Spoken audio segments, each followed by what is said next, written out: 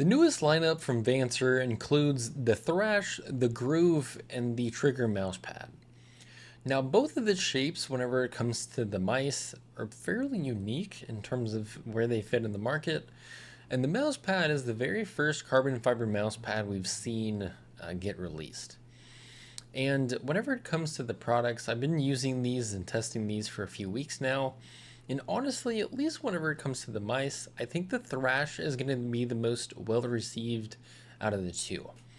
But before I get into that, I simply just wanted to go through, I wanted to talk about the similarities between both of the mice and then talk about the main differences, especially when it comes down to the shape at the tail end. So let's get into it. First, both mice come in around 47 grams.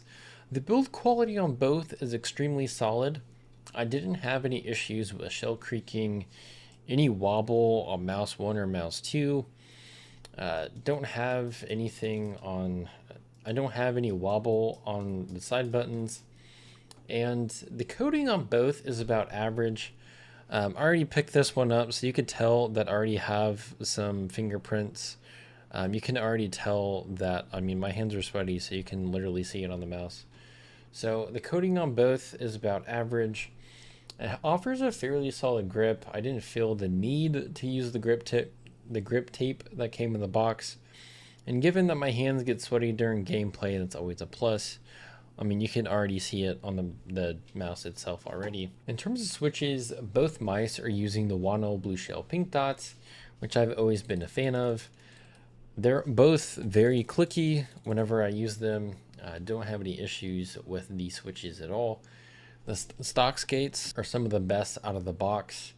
The battery life is solid, and I didn't have any issues with the sensor implementation on either copy. There's three main differences between the mice: the shape, the side buttons, and the sensor placement.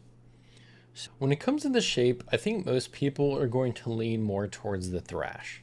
The Thrash is similar to the Zawa U2. The U2 was a really good mouse, but the middle of the hump was more flat. So I ended up using more of a palm grip with that mouse compared to this where I use more of a claw grip. So I have more, like I have an empty space. I don't use my palm to grip this mouse. So I use more of a claw grip so I don't feel it hitting the back of my palm like I did with the U2. Because of the way that this feels, I kind of push it more against my pinky, whereas the U2 was more up against the bottom of my palm. Because of the shape of the Thrash and because I have more of a claw grip, whenever it comes to this mouse, it's definitely more comfortable for me to use this compared to the U2. The Groove is an entirely different shape altogether. So I can add like any mouse. I'll just like throw them on my desk. Most mice, like using the LA1 as an example. So most mice you can tell like it curves in. So it curves like inwards, and then it also curves, so like you have your thumb placement, but the mouse curves in. This does the exact opposite. So most mice, whenever you use them, you use something like the Pulsar, it curves in. You use the Thrash, it curves in. You use the LA1, it curves in. This curves out. If you had your hand like this, you could literally just do this and then just kind of grab it. Like it curves outwards. Now, one of the things that I did want to mention, I guess kind of towards the build quality side, is the side buttons and the scroll wheel. So on the Thrash, you could tell that the side buttons are a little different.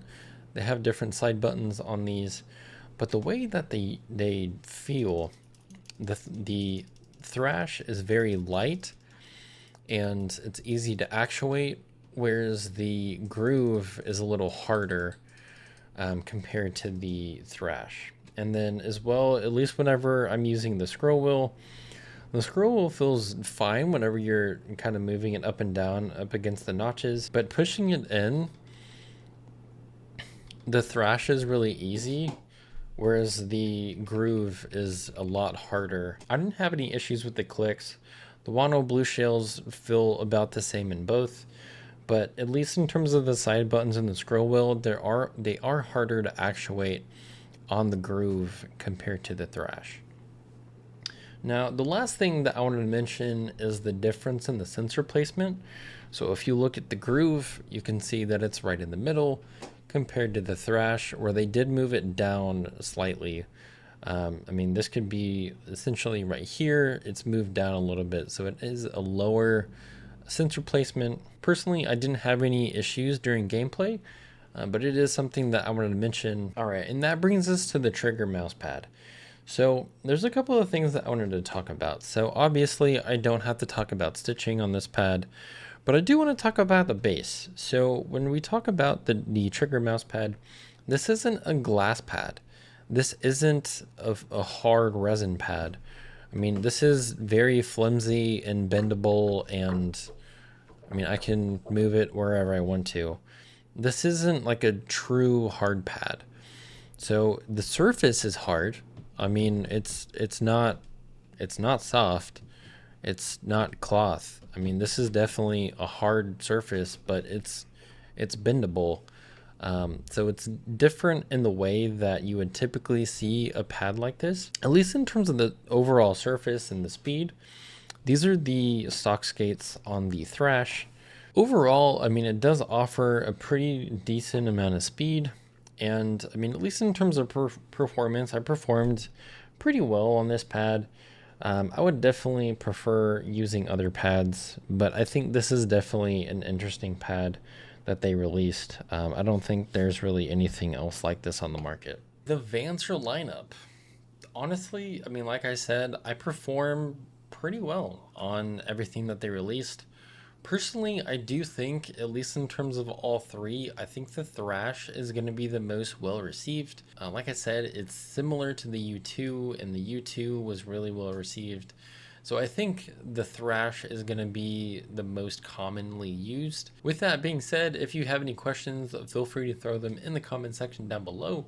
And with that, I will catch you all next time. Peace.